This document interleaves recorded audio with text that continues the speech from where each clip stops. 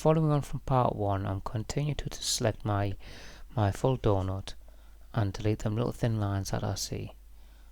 And I'm going to do that, and then eventually what you'll notice is your fill colour on the bottom left there will turn a solid colour like that. At that point, select everything and go to your Pathfinder and click merge.